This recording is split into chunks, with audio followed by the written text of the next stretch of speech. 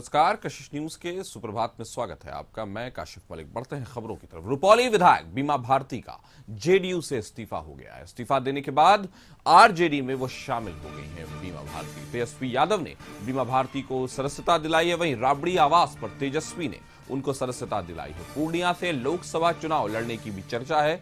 वहीं बीमा ने जेडीयू पर कई गंभीर आरोप लगाए हैं। बीमा भारती ने कहा कि जेडीयू में अति पिछड़ों का सम्मान नहीं है, अब अपने घर वापस आ गई हैं। तो राबड़ी आवास पर तेजस्वी ने दिलाई सदस्यता। बीमा भारती को बड़ी खबर आ रही है कि पूर्णिया से लोकसभा चुनाव लड़ने की चर्चा हो रही है। तो लोकसभा चुनाव के टिकट वितरण से पहले ही जेडीयू छोड़ आरजेडी में शामिल हो गई बीमा भारती। तो बड़ी खबर, पूर्णिया से लोकसभा चुनाव लड़ने की चर्चा है। तेजस्वी यादव ने राबड़ी आवास पर उनको दिलाई सदस्यता।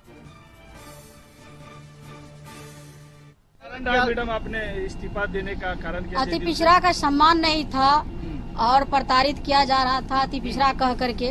एक महिला है, हमारे पति बच्चा को जेल भेजवाने का काम किया, हमारे कार्यकर्ता को भेजवाने का काम किया, आपके पति और बेटा को जेल भेजने का काम किया। इसलिए हम अपने पुराने घर में वापस हम आ गए और अब जो है कि इस्तीफा दिए हैं। पूर्णिया से चुनाव लड़ने के लिए पप्पू हमारे कांग्रेस में गए हैं। उनके बारे में तो नहीं हमको जानकारी है, लेकिन हमारे जो नेता जो लालू प्रसाद जी हैं, तेजस्वी जी हैं, पूर्व मुख्यमंत्री राबड़ी देवी हैं, सभी का आदेश होगा, उनका पालन करेंगे और टिकट मिलेगा तो लड़ेंगे। तो हमारे साथ न्यूज रूम से आशुतोष जुड़ गए हैं। आशुतोष, बताइए कि बीमा भारती का एक सिटिंग एमएलए का अचानक इस्तीफा देकर आरजेडी में शामिल हो जाना और फिर ये कहने लगना कि पूर्णिया से उनके लोकसभा चुनाव लड़ने की जो गुंजाइश बताई जा रही है, तो क्या कहेंगे आप?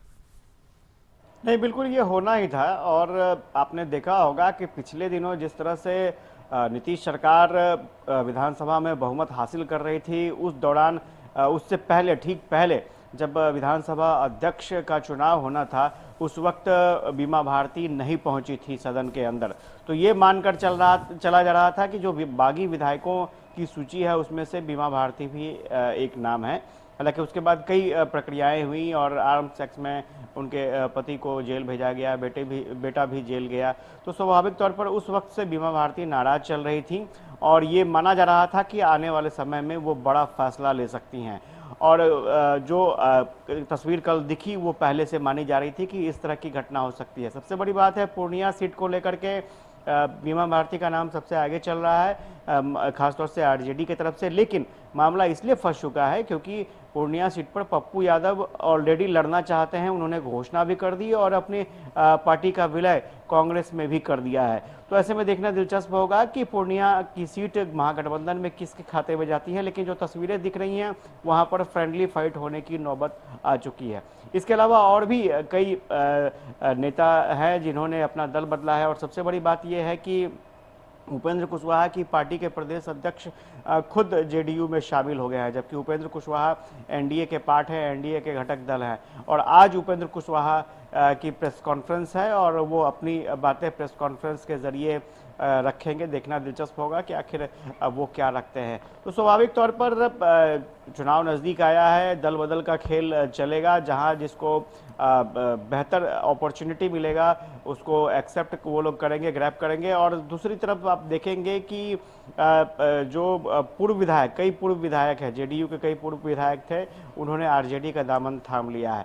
तो आरजेडी अब जो एक सिनेरियो था, एक पहले मई समीकरण था, उससे बाहर निकल चुकी है और आरजेडी जो है वो सोशल इंजीनियरिंग को साधते हुए आगे बढ़ रही है।